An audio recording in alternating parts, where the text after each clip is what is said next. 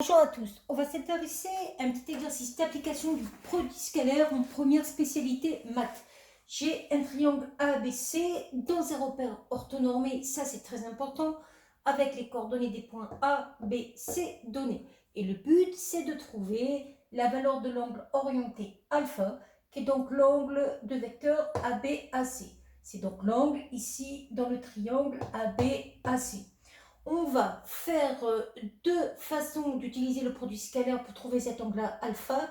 Première façon, on va utiliser la formule du produit scalaire dans un repère orthonormé. U scalaire V égale x, x' plus y, y', avec les coordonnées du vecteur U, x, y, les coordonnées du vecteur V, x', y'. Donc le but du produit scalaire, c'est de multiplier les abscisses ensemble, plus le produit des ordonnées ensemble.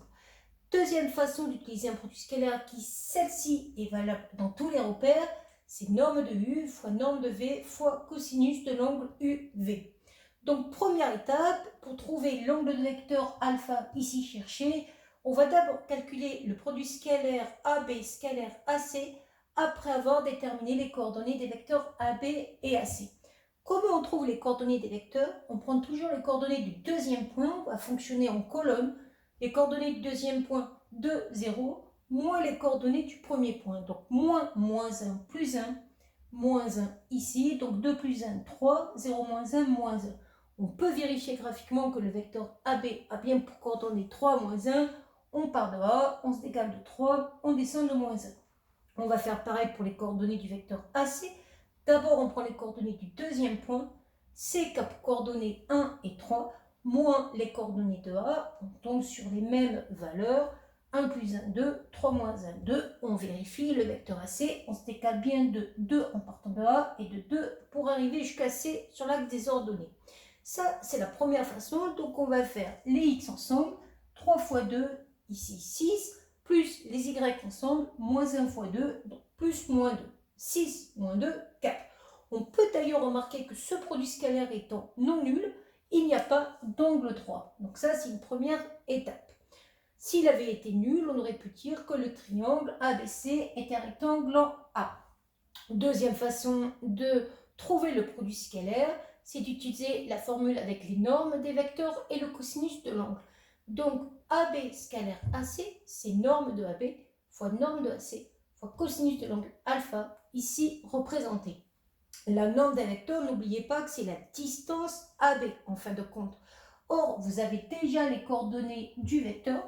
Bon, pour trouver la distance AB, il suffit de faire racine carrée de 3 au carré plus moins 1 au carré. Il y aura toujours des plus ici, n'oubliez pas. Fois la norme du vecteur AC, identique, racine carrée de 2 au carré plus 2 au carré, fois cos alpha. Ça me permet de faire le calcul. 3 au carré, 9. 9 plus 1, 10. 2 au carré, 4. 4 plus 4, 8. Donc, deuxième façon d'exprimer le produit scalaire. Racine carrée de 80 fois cos alpha. Et maintenant, vous vous rendez compte qu'il y a juste à identifier ces deux expressions qui sont égales dans un repère orthonormé. C'est-à-dire que, on va dire que le 4 est égal à racine carrée de 80 fois cos alpha. Vous isolez le cos alpha. Ça donne donc cos alpha égale 4 divisé par racine de 80. On peut remarquer d'ailleurs que ce cos est une valeur qui ne tombe pas juste, mais ce n'est pas très grave, parce que nous, ce qui va nous intéresser, c'est de trouver l'angle correspondant. Donc avec votre calculatrice, vous allez faire alpha égale arc cos ou cos moins 1, 4 sur racine carrée de 80. Et on trouve un angle de 63,4 degrés. Voilà.